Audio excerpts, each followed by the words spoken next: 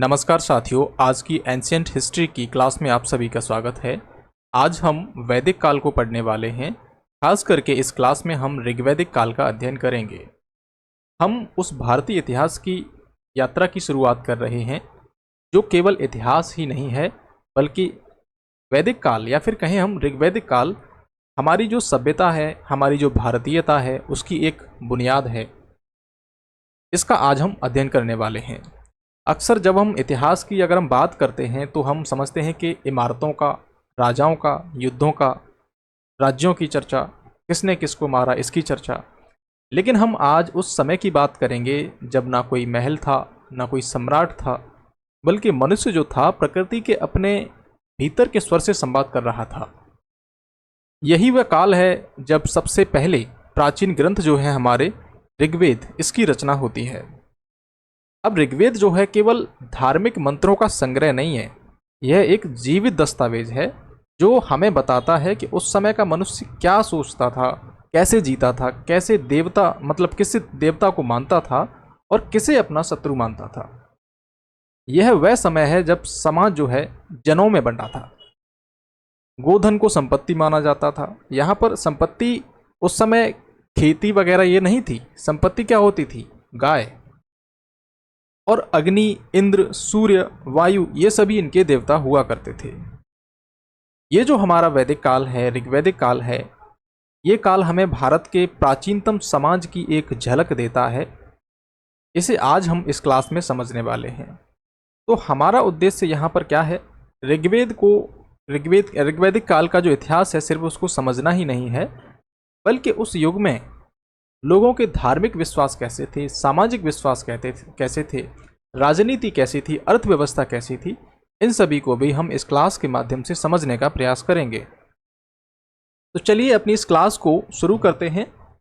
हमने आपको इस क्लास का बेसिक परिचय दे दिया है, अब इस क्लास को आगे कंटिन्यू करते हैं।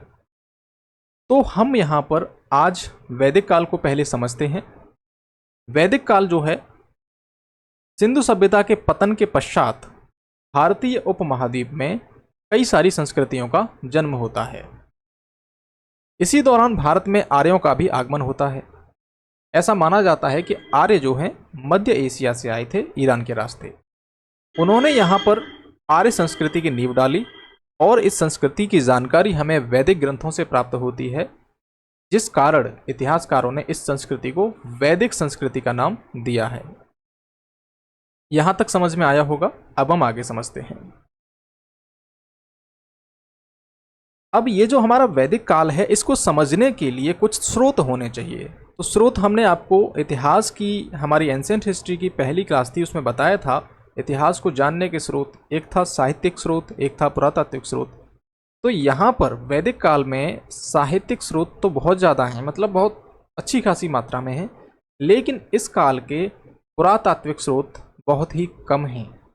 ठीक है, तो इस काल के इतिहास को समझने के लिए हमारे पास सबसे ज़्यादा क्या है? साहित्यिक स्रोत है। अब ये जो वैदिक काल है एक ग्रामीण संस्कृति थी। कैसी थी? ग्रामीण संस्कृति थी। लोग कबीलाई समाज में डिवाइड थे, मतलब कबीले के रूप में रहते थे। इसी काल में वेदों की भी रचना होती है। हमारे जो वेद हैं, ऋग्वेद वगैरह, इन सभी की रचना यहाँ पर होती है। अब वेद क्या है? हम यहाँ पर वेद का बेसिक परिचय जान लेते हैं। इसके बाद हम वेदों के बारे में अलग से समझेंगे। ठीक है, जितने भी वेद हुए, हमारे पुराण हुए, उपनिषद हुए, इनको हम वैदिक काल के साहित्य के अंतर्गत समझने का प्रयास करेंगे, वहाँ इनको डिटेल से समझेंगे। तो वेद शब्द की उत्पत्ति जो है विद धातु से हुई है। किससे हुई है? विद धातु से, जिसका अर्थ क्या है? जानना। तो वेद का अर्थ क्या है? जानना। वेद शब्द का तात्पर्य वैदिक ग्रंथों में निहित पवित्र ज्ञान से है। वेद टोटल हैं कितने? तो वेद हैं आपके 4। पहला है ऋग्वेद, दूसरा सामवेद, तीसरा यजुर्वेद और अथर्ववेद। अब मैंने इन वेदों का नाम आपको बताया है, कितने हैं? 4। इनके बारे में हम आगे डिटेल से समझेंगे। मैंने आपको बताया है पहले। यहाँ पर थोड़ी सी डिटेल आपको दे दूँ। ये जो आपका ऋग्वेद है ये सबसे पुराना है, और आज हम इसी ऋग्वेद के आधार पर ऋग्वैदिक काल को पढ़ने का अभ्यास करेंगे। तो इन 4 वेदों को संहिता भी कहा जाता है। क्या कहा जाता है? संहिता। क्योंकि वे उस समय की मौखिक परंपरा का प्रतिनिधित्व करते हैं। ऐसा मानना है इतिहासकारों का कि ये जो हमारे वेद हैं, इनकी रचना बहुत पहले हो चुकी थी, लेकिन ये श्रुति परंपरा के माध्यम से एक दूसरे को सुनाकर, मतलब एक ये व्यक्ति है, ठीक है, इसे वेदों का ज्ञान है, इसने अपनी दूसरी पीढ़ी को सुनाया, इसने अपनी तीसरी पीढ़ी को सुनाया, तो इस तरीके से चल रहा था। तो इसलिए इसको संहिता भी कहा जाता है, क्योंकि उस समय की मौखिक परंपरा का प्रतिनिधित्व करते हैं। माना जाता है कि इन्हें बाद में लिखा गया था, हालांकि ये पहले ऐसे ही प्रचलित हो रहे थे। अब यहां पर हम समझते हैं आर्यों की उत्पत्ति। आर्यों की उत्पत्ति, ओरिजिन ऑफ द आर्यंस, आर्य कहां से आए थे? तो जैंद अवेस्ता करके ईरान की एक पवित्र पुस्तक है ये, जैंद अवेस्ता, और है दूसरा बोगस कोई अभिलेख। इसमें प्रमाण मिलता है कि आर्य जो है ईरान के रास्ते भारत आए थे। अब ये जो जैंद अवेस्ता है, ईरान की जो पवित्र पुस्तक है, इसमें कई सारे ऐसे शब्द हैं जो कि आपके ऋग्वेद से भी मिलते जुलते हैं। जबकि यहाँ पर कुछ विद्वान हैं जो ये मानते हैं कि आर्य जो हैं भारत के मूल निवासी थे और यहाँ से वो विश्व के अन्य हिस्सों में जाकर बसे, न कि विश्व के अन्य हिस्सों से इंडिया में आए थे वो। तो ऐसा कुछ विद्वानों का मानना है। जबकि अन्य विद्वान क्या कहते हैं कि आर्यों की जो उत्पत्ति है विभिन्न विदेशी स्थानों से हुई है। ठीक है, अब ये कुछ विद्वानों के नाम हैं यहाँ पर जो क्या मानते हैं उनके बारे में लिखा है। जैसे कि मैक्स मूलर कहते हैं कि आर्यों की जो उत्पत्ति है वो मध्य एशिया या फिर कहें बैक्टीरिया से हुई है। दयानंद सरस्वती कहते हैं कि आर्य तिब्बत से आए थे। बाल गंगाधर तिलक कहते हैं कि आर्य उत्तरी ध्रुव से आए थे। प्रोफेसर गार्डन चाइल्ड ये कहते हैं कि दक्षिणी रूस से आर्यों का आगमन हुआ। और गंगानाथ झा वो कहते हैं ब्रह्म ऋषि देश। डॉक्टर अविनाश चंद्र दास सप्त सैंधव प्रदेश को बताते हैं कि यहाँ से आर्य आए थे, मतलब यहाँ के रहने वाले थे। सर्वप्रथम मैक्स मूलर जो थे, आपको मैंने ऊपर बताया मैक्स मूलर, जिन्होंने कहा था कि मध्य एशिया से ये आए थे, तो इन्होंने ही 1853 में आर्य शब्द का प्रयोग किया था। ओके, तो यहाँ पर हमने समझा कि आर्यों की उत्पत्ति जो है मध्य एशिया से मानी जाती है। आर्यों का आगमन जब यहाँ पर होता है, अब जब आर्य आ रहे हैं मध्य एशिया से, तो यहाँ के इंडिया के रहने वाले जो लोग हैं, जो यहाँ के मूल निवासी थे, उन स्थानीय लोगों से इनका संघर्ष होता है। उन स्थानीय लोगों से संघर्ष होता है, तो संघर्ष के बाद में आर्य जीत जाते हैं, क्योंकि आर्यों के पास में घोड़े थे, आधुनिक हथियार थे, जो कि स्थानीय लोग उनसे संघर्ष में नहीं जीत पाए। जब ये इनसे हार गए तो उनको दास बना लिया गया। ठीक है, अब यहाँ समझिए ऋग्वेद में यहाँ पर दस्यु हत्या का बार बार उल्लेख मिलता है। दस्यु मतलब जो दास बना लिए गए थे, जो यहाँ के मूल निवासी थे, तो इस शब्द का बार बार उल्लेख मिलता है। अब यहाँ आर्यों के आगमन का क्रम समझिए। मध्य एशिया से कहाँ आए? सप्त सैंधव प्रदेश। अब ये सप्त सैंधव प्रदेश क्या है? इसका मतलब है 7 नदियों का क्षेत्र। क्या है? 7 नदियों का क्षेत्र। ये रीजन कहाँ पड़ता है? तो ये रीजन है संपूर्ण पंजाब और उसके पड़ोसी हरियाणा वाला जो राज्य है उससे मेल खाता है। और 7 नदियाँ वो कौन सी थी जिसे कहा जाता है सप्त सैंधव प्रदेश? तो सिंधु, जिसे इंडस भी कहते हैं हम, वितस्ता, झेलम नदी को वितस्ता कहा जाता था। अब देखिए उस समय इस नाम से इसको पुकारा जाता था और वर्तमान में ये नाम है इसका। तो झेलम का नाम क्या है? वितस्ता। लेकिन यहाँ पर याद करने की ट्रिक क्या है कि आपको ये दोनों नाम एक साथ पढ़ने हैं। कैसे पढ़ने? एक साथ पढ़ने हैं। तो वितस्ता झेलम, अस्किनी चिनाब, परशुड़ी रावी, और विपासा जिसे हम कहेंगे व्यास, और शतुद्री सतलज नदी, और सरस्वती। ठीक है, तो ये 7 नदियों का क्षेत्र है जिसे हम क्या कहते हैं? सप्त सैंधव प्रदेश। उसके बाद ये ब्रह्मवर्त की ओर बढ़े। ब्रह्मवर्त की ओर, तो ये कौन सा रीजन है? तो सतलज नदी जो है आपकी और यमुना नदी, इसके बीच का भूभाग है। फिर ब्रह्म ऋषि देश। तो ब्रह्म ऋषि देश किसे कहेंगे? गंगा यमुना के आसपास का जो रीजन है उसको हम ब्रह्म ऋषि देश की संज्ञा देते हैं। मध्य देश, हिमालय एवं विंध्य क्षेत्र, विंध्य पर्वत का जो क्षेत्र है उसको मध्य देश कहेंगे। फिर फाइनली ये आर्यावर्त, जो कि फेमस है आर्यों के स्थान के लिए। तो आर्यावर्त वाला रीजन कौन सा है आपका? बिहार, बंगाल सहित संपूर्ण जो आपका उत्तर भारत है उसे हम आर्यावर्त के नाम से जानते हैं। आज का आपका उत्तर प्रदेश भी आपके आर्यावर्त के अंतर्गत ही आता है। अब केवल ये इंडिया में ही नहीं थे, बाकी इनका जो विस्तार था आर्यों का, वो आप समझिए यहाँ पर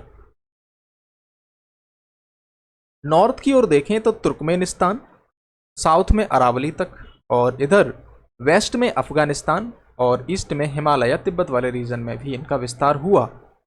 तो हमने ऋग्वैदिक जो आर्य हैं उनका विस्तार कहाँ कहाँ तक था, उनके आगमन का क्रम क्या था, उसको समझ लिया है। अब आगे समझते हैं। अब हम यहाँ से अपने टॉपिक की शुरुआत करते हैं। ये हमारा क्या था, एक परिचय था वैदिक काल का। तो वैदिक संस्कृति को इसकी विशेषताओं के आधार पर इतिहासकारों ने दो भागों में डिवाइड किया है। अब हमने जो ऊपर वैदिक काल समझा, इसको दो भागों में डिवाइड किया है इतिहासकारों ने इसकी कुछ विशेषताओं के आधार पर। पहला है ऋग्वैदिक काल, दूसरा है उत्तर वैदिक काल। हम आज की इस क्लास में ऋग्वैदिक काल को समझेंगे, ठीक है।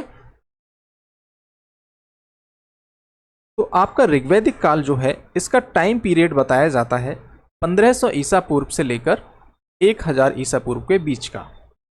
1500 ईसा पूर्व से लेकर 1000 ईसा पूर्व के बीच का इसका टाइम बताया जाता है। अब ऋग्वैदिक काल की जानकारी के स्रोत क्या हैं? क्योंकि अगर हम किसी भी इतिहास को पढ़ते हैं, जब तक उसकी जानकारी के स्रोत पता नहीं होंगे, ऑथेंटिक सोर्स पता नहीं होंगे, तब तक हम कैसे जानेंगे कि ये सही इतिहास है। तो इतिहास, इसके ऋग्वैदिक काल के जो जानकारी के स्रोत हैं, पहला है साहित्यिक स्रोत और पुरातात्विक स्रोत। तो मैंने कहा आपसे कि साहित्यिक स्रोत जो हैं बहुत ही प्रचुर मात्रा में पाए गए हैं और पुरातात्विक स्रोत नगण्य हैं। साहित्यिक स्रोत में सबसे इम्पोर्टेंट कौन सा है, तो वो है आपका ऋग्वेद। तो हम ज़्यादातर इसमें ऋग्वेद की बातों को ही समझेंगे ऋग्वैदिक काल में। पुरातात्विक साक्ष्य को पहले समझ लेते हैं, उसके बाद हम साहित्यिक साक्ष्य के आधार पर ही इस पूरी क्लास को कंप्लीट करेंगे। तो पुरातात्विक स्रोत की अगर हम बात करें तो पहला है बोगस कोई या फिर मितन्नी अभिलेख, जिसका टाइम पीरियड है 1400 ईसा पूर्व से लेकर उसके आगे के टाइम का, ठीक है। इसमें वैदिक देवताओं जैसे कि इंद्र, वरुण, मित्र, नासत्य, इनका उल्लेख मिलता है। दूसरा है कस्साइट अभिलेख, कस्सी अभिलेख, जो कि 1600 ईसा पूर्व के टाइम का है, और इसमें कहा गया है कि ईरान से आर्यों की एक शाखा, एक ब्रांच इंडिया आई और यहाँ पर उन्होंने वैदिक संस्कृति की नींव डाली, ठीक है। ऐसा यहाँ पर लिखा हुआ है। वायु के देवता को बुरियस इसमें कहा गया है। मतलब ये जो चीज़ें हैं आपको, बोगजाई, कस्साइट, ये सब चीज़ें जो हैं ये बाहर की है, मतलब विदेश के अभिलेख हैं ये। अब यहाँ पर क्या है कि इंडिया की जो वैदिक संस्कृति थी उसमें ऋग्वैदिक काल में जो ऋग्वेद था, तो ऋग्वेद के कई सारे शब्द, कई सारे जो ईश्वर हैं या फिर जिन देवताओं को मानते हैं, उनका चर्चा इन चीज़ों में भी हुआ है, ठीक है। यहाँ पर कुछ चित्रित धूसर मृदभांड जो हैं वो भी प्राप्त हुए हैं। तो ये हमारे पुरातात्विक स्रोत हैं। अब हम साहित्यिक स्रोतों से ही इस पूरे ऋग्वैदिक काल को समझने का प्रयास करेंगे। उसमें सबसे इंपॉर्टेंट है आपका ऋग्वेद, ओके। तो सबसे पहले हम समझेंगे कि ऋग्वैदिक काल की भौगोलिक विशेषताएं क्या हैं, ज्योग्राफिकल विशेषताएं क्या हैं उसकी, उसे समझने का प्रयास करेंगे। तो पहला है सप्त सैंधव प्रदेश। इसको मैंने आगे समझाया कि 7 नदियों का क्षेत्र, उन नदियों के बारे में भी आपको बताया था, ठीक है। सिंधु नदी को यहाँ पर सबसे ज़्यादा उल्लेख होता है, सिंधु नदी का उल्लेख होता है कहाँ पर, ऋग्वेद के अंतर्गत, और ऋग्वेद में से हिरण्यवर्ती कहा गया है। ऋग्वेद में ही सरस्वती नदी सबसे पवित्र नदी मानी जाती है और इसे नदी तमा कहा जाता था। गंगा का ऋग्वेद में 1 बार उल्लेख है, जमुना का 3 बार, और समुद्र के बारे में अगर हम समझें तो देखिए, समुद्र से ये परिचित नहीं थे, लेकिन समुद्र शब्द का प्रयोग ऋग्वेद में हुआ है, और वो हुआ किस लिए है, जल राशि को सूचित करने के लिए, ठीक है। समुद्र से ये लोग परिचित नहीं थे। पर्वत की अगर हम बात करें तो ये हिमालय से परिचित थे, और यहाँ पर जो है मुजवंत पर्वत है, वहाँ से सोम नामक एक पौधा होता था, उसको प्राप्त कर सोम रस बनाते थे। अब ये जो सोम रस है, आजकल कई सारे मदिरालय हैं वहाँ पर मिलता है, लेकिन वो सोम रस नहीं है, उसको अलग चीज़ हम बोलते हैं। मरुस्थल की अगर हम बात करें तो ऋग्वैदिक आर्य जो है मरुस्थल से परिचित थे, और इसे वो धन्व कहते हैं, धन्व। ओके, आप क्लास कर रहे हैं तो क्लास ये जो आप देख रहे हैं इसको नोट डाउन भी करते चलिए। अब हम ऋग्वैदिक काल की आर्थिक विशेषताएं समझते हैं।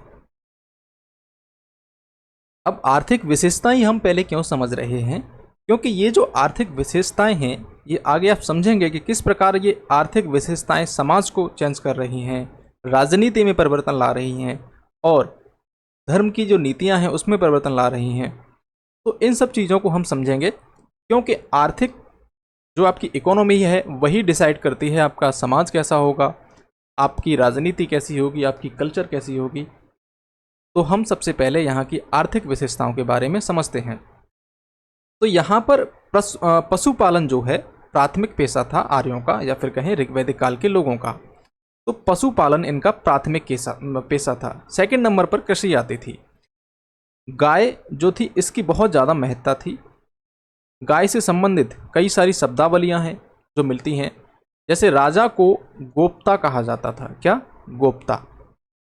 समय को गोधूली और दूरी को गवयती, अतिथि को गोहंता और पुत्री को दुहिता, मतलब गाय को दूहने वाली, और गाय को अघन्या, अघन्या मतलब न मारे जाने योग्य। अब यहाँ पर कुछ लोग ऐसे हैं जिन्हें इतिहास की इतनी समझ नहीं है, लेकिन कहीं से यूट्यूब शॉर्ट में या फिर किसी फेक वीडियोस में देख लिया कि ऋग्वैदिक काल में गाय को हवन में मारा जाता था, उसका मतलब काट के खाते थे लोग। ऐसा नहीं है, ये एक प्रतीकात्मक शब्द है। गोहंता मतलब गाय को ये दान करते थे, गाय को दान करते थे, क्योंकि गाय इन्हें अपने प्राणों से भी प्यारी थी। कैसी थी? प्राणों से भी प्यारी थी। तो गाय को अगर किसी को दान कर रहे हैं तो क्या इन्होंने शब्द किया?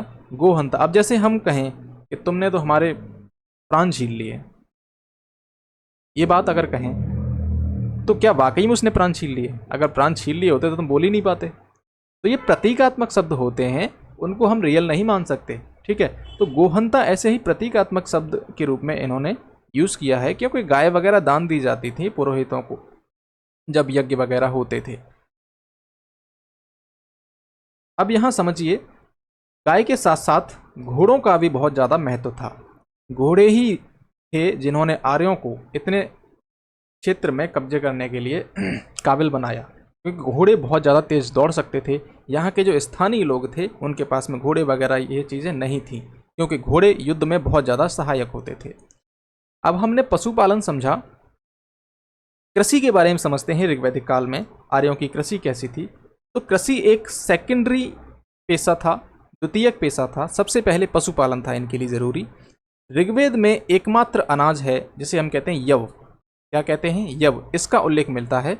और हल को लांघल कहा जाता था।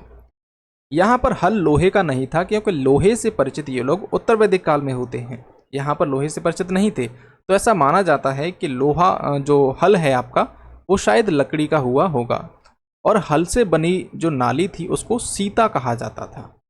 ये जो शब्द हैं इनको आप नोट डाउन कर लीजिए, एग्जाम में डायरेक्ट प्रश्न आते हैं इनसे कि हल को क्या कहा जाता था ऋग्वैदिक काल में, हल से जो नाली बनी थी उसको क्या कहा जाता था। अगर आप सिर्फ ऐसे ही क्लास देख रहे हैं तो कोई बात नहीं, आपको अगर एग्जाम देना है तो नोट डाउन करके रखिए इन चीज़ों को।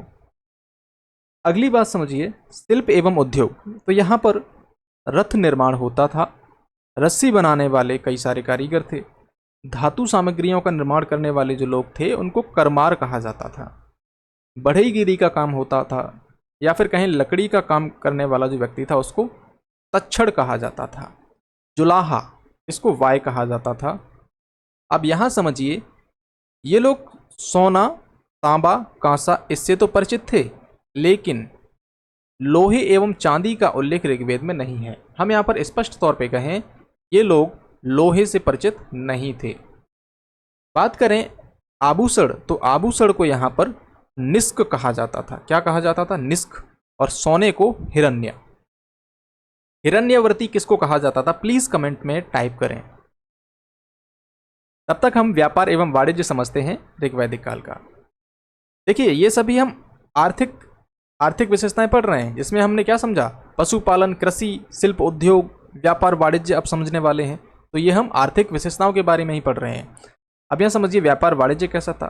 व्यापार बहुत ज़्यादा व्यापक नहीं था बल्कि सीमित व्यापार था। वस्तु विनिमय प्रणाली थी और सबसे ज़्यादा लोकप्रिय साधन था विनिमय का, वो थी आपकी गाय। क्या थी? गाय। ब्याज और सूद की परंपरा यहाँ पर मौजूद थी। अब वस्तु विनिमय प्रणाली क्या है? उस समय पैसे, रुपए या फिर ये नोट वगैरह ये तो थे नहीं, सिक्के भी नहीं थे। तो क्या होता था कि मेरे पास अगर अनाज है, ठीक है, लेकिन मुझे गाय की ज़रूरत है, तो इन्होंने क्या किया, अनाज इसको दे दिया और गाय को इससे ले लिया। तो ये क्या हुआ? वस्तु विनिमय।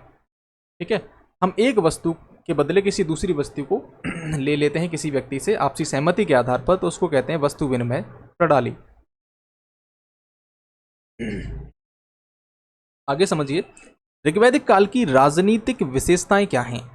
ऋग्वैदिक काल की राजनीतिक विशेषताएं,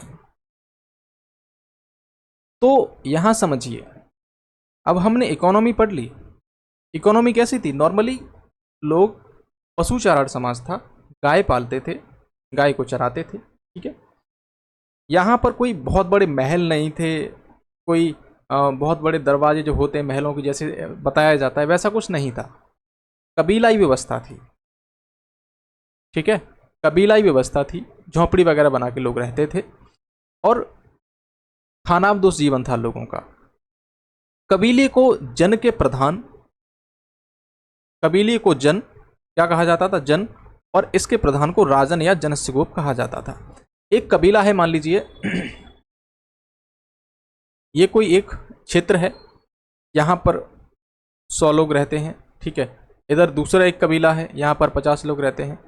तो इस कबीले को एक क्या कहेंगे? जन, और यहाँ के प्रधान को राजन। ठीक है, तो ये अलग अलग कबीले होते थे इनके। अब यहाँ पर जो राजा है जिसको हम राजन कहते हैं, वो क्या होता था? कबीले का प्रमुख होता था। कबीले का प्रमुख होता था कौन? राजा। अब राजा कोई ऐसा नहीं था कि बहुत उसके पास संसाधन थे, महल होगा राजा का। तो देखिए यहाँ पर एक जिम्मेदारी सौंपी जाती थी। राजा खुद प्रजा के साथ में गाय चराने जाता है, समझे? तो राजा की अब आप स्थिति समझ सकते हो कि कैसा होगा राजा। तो राजा जो था एक प्रमुख होता था कबीले का, और राजा की पहचान यहाँ पर क्षेत्र से नहीं हो रही है, राजा की पहचान उसके कबीले से होती थी। ठीक है, कबीले के नाम होते होंगे।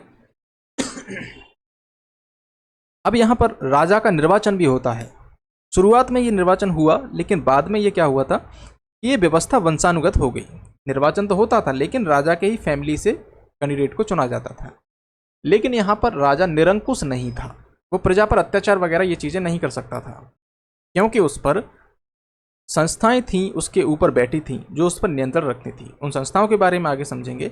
और निरंकुश न होने का दूसरा कारण ये है कि उसके पास में कोई आय का साधन ही नहीं था। वो टैक्स नहीं लगाता था, जनता को कंट्रोल नहीं कर सकता, उसके पास में पावर्स ही नहीं है, बस उसके पास जिम्मेदारी है। राजतंत्रात्मक शासन था, और यहाँ पर इसका कर्तव्य क्या था? मुख्य कर्तव्य था कबीले की सुरक्षा और युद्ध का नेतृत्व करना, गायों की रक्षा करना, ये इसका प्रमुख कर्तव्य था। अब यहाँ समझिए, प्रतिनिधि संस्थाएं जो कि राजा पर अंकुश रखती थी, उनको समझते हैं। ये आपको पूरा क्लियर विजिबल हो रहा होगा, मैं चेक कर लेता हूं।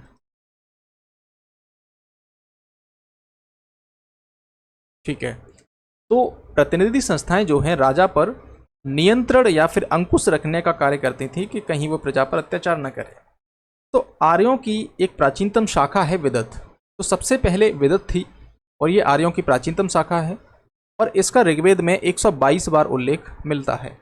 ये सैनिक एवं असैनिक कार्यों से संबंधित है, और सभा एवं समिति जो आगे ये हैं, इनका भी विकास इसी से होता है। अब हम समझेंगे सभा के बारे में। तो सभा जो है, कबीले के वृद्ध एवं अनुभवी लोग जो होते थे इस सभा में बैठते थे, और इनका काम क्या होता था? न्याय व्यवस्था को देखते थे। अब यहाँ समझिए, राजा है लेकिन न्याय करने के लिए अलग व्यवस्था है, सभा है, कौन कर रहे हैं? वृद्ध एवं अनुभवी लोग न्यायिक कार्य कर रहे हैं, और ऋग्वेद में इसका 8 बार उल्लेख मिलता है। अगर हम आज से इसकी तुलना करें तो आज के ये हमारा जो राज्यसभा है, उच्च सदन जिसे कहेंगे, तो उच्च सदन से इसकी तुलना कर सकते हैं। समिति की अगर हम बात करें तो ये सर्वसाधारण से मिलकर बनी एक संस्था थी। जैसे कि कबीले के कई सारे लोग इसमें आते थे। कौन हो सकते थे? कोई परिवार का मुखिया हो सकता है, मतलब अगर 50 परिवार रह रहे हैं कबीले में तो 50 लोग आ गए, मुखिया मुखिया उन लोगों से मिलकर कुछ अन्य लोग भी आ गए। तो ये सामान्य लोगों की एक संस्था थी, समिति थी, जिसमें सदस्य कौन होते थे? कबीले के ही लोग होते थे।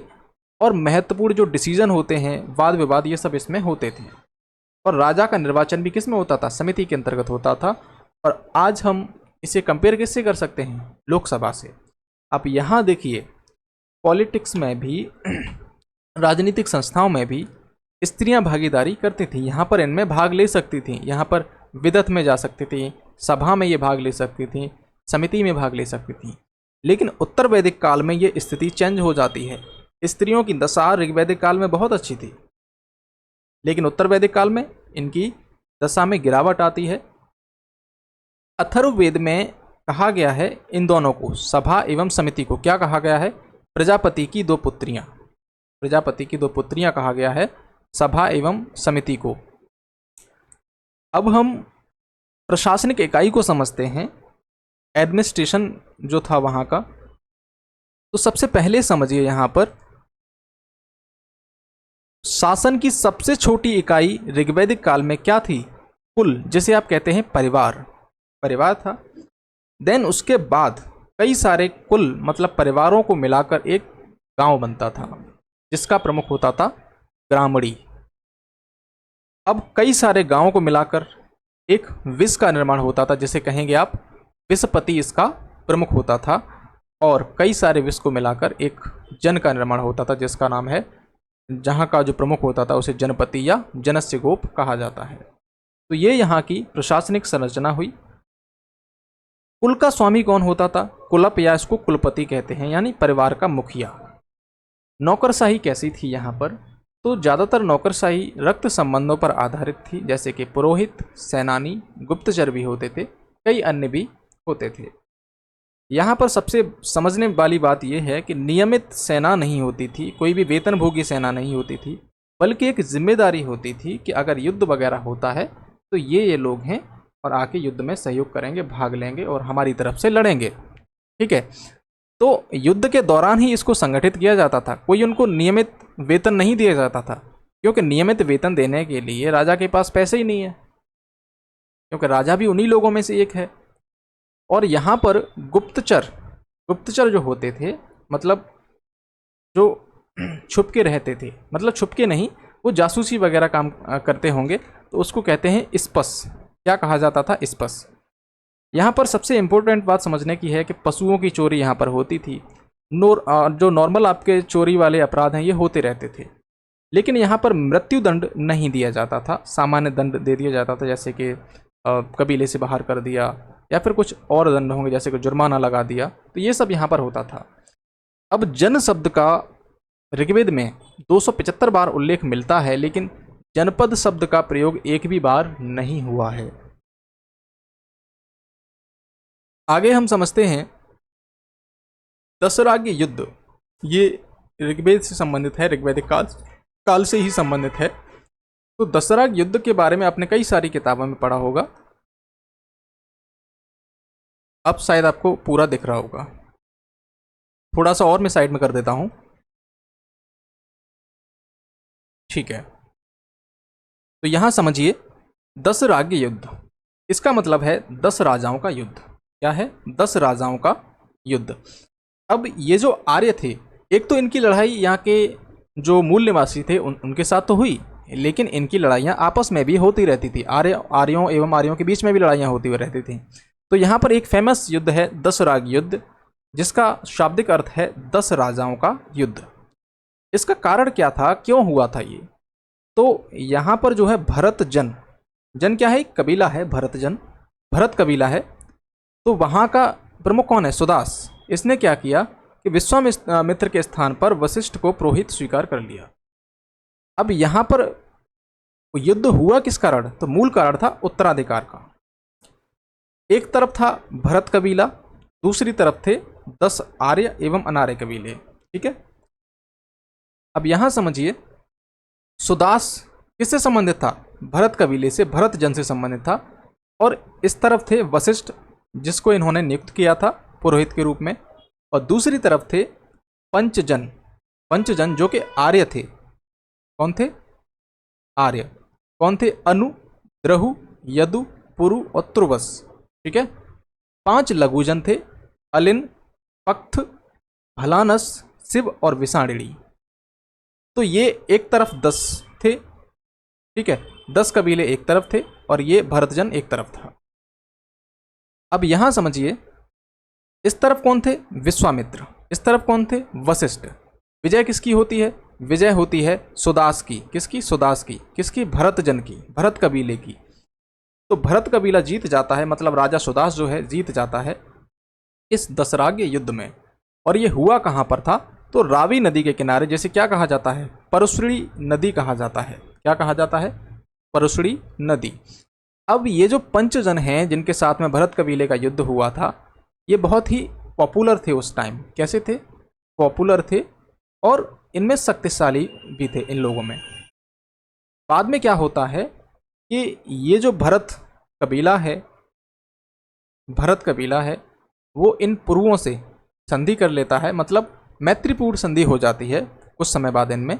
और उसके बाद ये संयुक्त रूप से कुरु कहलाते हैं। आपने कुरु का नाम आपने महाभारत में भी सुना होगा, कुरु, पांचाल, ये सब चीज़ें। ओके, तो दशरथ युद्ध हमने समझ लिया। इसमें विजय किसकी होती है? भरत कबीले की होती है। और इसी के नाम पर, भरत के नाम पर ही हमारे देश का नाम क्या पड़ा है? भारत। क्या पड़ा है? भारत। अब हमने ऋग्वैदिक काल की जो राजनीतिक संरचना है उसको समझा। अब समझिए सामाजिक व्यवस्था के बारे में, जो कि बहुत ही महत्वपूर्ण है कि कैसे समाज उस समय रहता था। तो देखिए, परिवार जो है समाज की सबसे छोटी इकाई थी, पितृसत्तात्मक समाज था। और परिवार का जो मुखिया है, जिसे हम कहेंगे, उसको क्या कहा जाता था? गृहपति, कुलपति या कुलप कहा जाता था। मुखिया जनरली परिवार में या तो पिता होते थे या फिर बड़े भाई। संयुक्त परिवार था।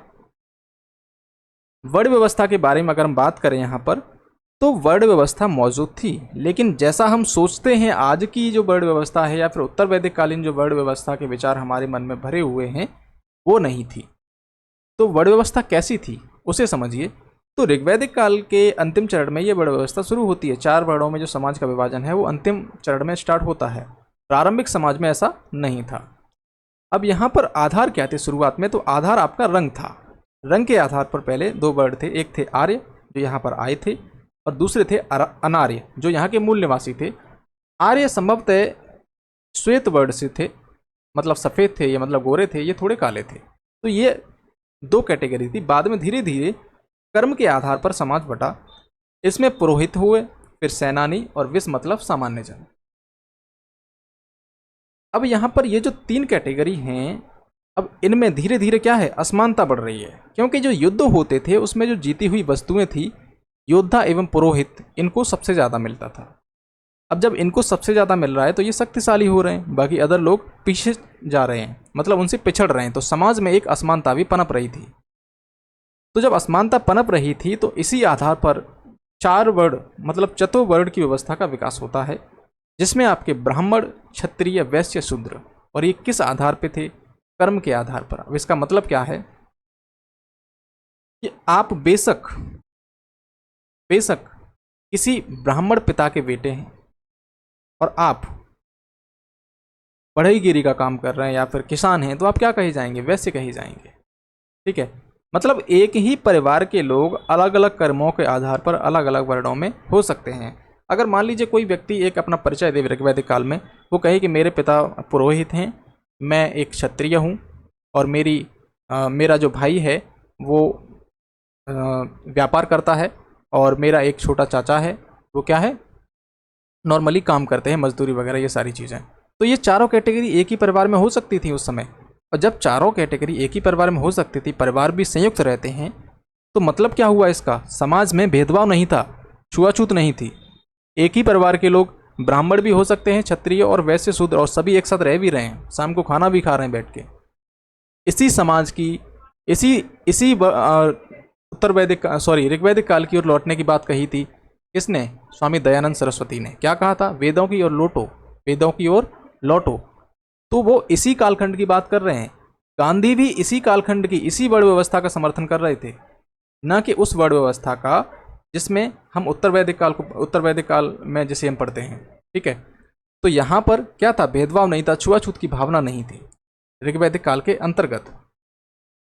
यहाँ पर दास प्रथा की अगर हम बात करें तो दास प्रथा जो थी वो प्रचलित थी। क्या थी? प्रचलित थी। इसका इसका देखिए प्रूफ क्या है, दसराग युद्ध। दसराग युद्ध में जो लोग हारे थे उनको दास बना लिया गया था। अब इन दासों में स्त्री एवं पुरुष दोनों होते थे और इनसे घरेलू काम कराए जाते थे। कृषि वगैरह इन सब में नहीं लगाया जाता था, घरेलू काम इनसे कराए जाते थे। और दासों में आर्य एवं अनार्य दोनों ही बनाए जाते थे। ऐसा नहीं कि आर्य हैं तो हम उसको दास नहीं बनाएंगे। अगर युद्ध हो रहा है तो आर्य को भी दास बना लिया जाता था, जैसे कि आपने दसराग युद्ध में समझा था। इसमें आर्य भी थे एक तरफ, ठीक है, आर्य भी थे, अनार्य भी थे, तो इनको क्या किया था, दास बना लिया गया था बाद में। महिलाओं की स्थिति के बारे में अगर हम समझें ऋग्वैदिक काल के अंतर्गत, तो देखिए यहाँ पर बाल विवाह नहीं होता था। मतलब महिलाओं की स्थिति यहाँ पर अच्छी थी ऋग्वैदिक काल में। वहीं उत्तर वैदिक काल में आप देखेंगे अर्थव्यवस्था जैसी परिवर्तित होगी, इनकी स्थिति में डाउन स्टार्ट हो जाएगा। तो बाल विवाह नहीं होते थे। जनरली जो विवाह होते थे 16-17 वर्ष की उम्र में हो जाते थे। लड़कियों को जीवन साथी चुनने का अधिकार था, शिक्षा का अधिकार था उन्हें। साथ ही कई सारी ऐसी विदुषी मतलब विद्वान जो महिलाएं हैं उनका उल्लेख भी मिलता है, जैसे कि लोपमुद्रा, घोषा, अपाला, पालोमी। मतलब अगर ये विद्वान रही हैं तो इन्हें मतलब शिक्षा मिली होगी, तभी तो ये विद्वान हुई हैं। इन्होंने वैदिक मंत्रों की भी रचना करी। साथ ही यहाँ पर सभा समिति इन सब में भाग ले सकती थी। स्त्रियां अपने पति के साथ में यज्ञ में भाग ले सकती थी। मतलब यज्ञ में पति के साथ में भाग ले सकती हैं ऋग्वैदिक काल के अंतर्गत। अब यही स्त्रियां यहाँ पर यज्ञ में भाग ले रही हैं, लेकिन उत्तर वैदिक काल में स्थिति पलट जाएगी। अब यहाँ समझिए, अविवाहित व्यक्ति जिसकी शादी नहीं हुई है वो यज्ञ में भाग नहीं ले सकता था। यहाँ पर विधवा विवाह के साक्ष्य नहीं मिले हैं। पुनर्विवाह एवं नियोग प्रथा प्रचलित थी। ठीक है, तो नियोग प्रथा से क्या मतलब है, जैसे कोई महिला है, उसका पति मर गया और उसकी कोई संतान उत्पत्ति नहीं हुई पति के मरने से पहले, तो नियोग प्रथा के अंतर्गत जो पति का भाई है उसके साथ में उस महिला के संबंध बनाने होते थे, जिससे पुत्र की, और इस संबंध का मतलब कोई ये नहीं कि मनोरंजन के लिए, उसका उद्देश्य सिर्फ होता था पुत्र की प्राप्ति या फिर पुत्री की प्राप्ति। लेकिन यहाँ पर जो है ऋग्वैदिक काल में पुत्र की प्राप्ति पर बल दिया जाता था। लेकिन इसका मतलब ये नहीं है कि महिलाएं जो हैं उनके लिए बुरी थीं। महिलाएं हों कोई दिक्कत नहीं है, लेकिन पुत्र की प्राप्ति इसलिए बल दिया जाता क्योंकि युद्ध वगैरह होते थे, इन सब में जो पुरुष है उनकी ज़्यादा ज़रूरत पड़ती थी। और यहाँ पर दूसरी बात ये, पर्दा प्रथा का प्रचलन यहाँ पर नहीं था। देखिए, ये हमारा समाज है उस समय का, ऋग्वैदिक काल का, यही भारतीयता थी। लेकिन आज आप देखोगे हमारे समाज में, आज भी ग्रामीण क्षेत्रों में बहुत सारे पढ़े लिखे लोग, मतलब बहुत ही ऊंचे ओहदों पर पहुंचे हुए लोग, आज भी पर्दा प्रथा का प्रचलन कराते हैं। सोचने की बात है। अभी हाल ही में आपने घटना देखी होगी, क्योंकि हमारी संस्कृति है, मानते हैं, लेकिन हमारी जो जेन्युइन संस्कृति है उसको मानिए, फिर आप कर्मकांडों को क्यों मान रहे हैं। दूसरा समझिए, यहाँ पर भोजन एवं मनोरंजन। ऋग्वैदिक काल के अंतर्गत लोग मांसाहारी भी थे, शाकाहारी भी थे, मतलब दोनों प्रकार के लोग थे। मांसाहार में भेड़ एवं बकरी आदि इन सबको खाते थे। स्पष्ट रूप से मैंने यहाँ पर लिखा है गाय अघन्य न मारने योग्य, इसको मांसाहार में शामिल नहीं करेंगे हम, इस शब्द का प्रयोग किया गया है। साथ ही यहाँ पर रथ दौड़, घुड़दौड़, पांसा, जुआ, धृत कीड़ा जिसे कहा जाता है, इसका प्रचलन था। मतलब ये इनके मनोरंजन के साधन थे।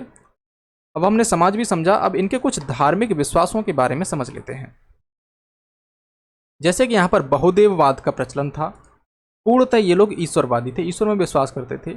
इनके देवता कौन से हैं? इंद्र, अग्नि, वरुण, मित्र, त्योस, जिसको धौस आपने कई जगह सुना होगा, पूषण, यम, सोम, ये सभी इनके पुरुष देवता थे। उषा, सरस्वती, पृथ्वी जैसी कई सारी देवियां हैं जिनका उल्लेख मिलता है हमें। ऋग्वेद में सबसे ज़्यादा उल्लेख हुआ है इंद्र का। अब इंद्र वर्षा का देवता था और इसका 250 बार उल्लेख हुआ है, और इसको पुरंदर कहा जाता है, मतलब दुर्गों को तोड़ने वाला। इसका अर्थ क्या है? दुर्गों को तोड़ने वाला, किलों को तोड़ने वाला। अग्नि की अगर हम बात करें तो इसका 200 बार उल्लेख मिलता है। देवता और मानव के बीच ये मध्यस्थ की भूमिका निभाता था। तो अग्नि कौन है? यज्ञ का देवता।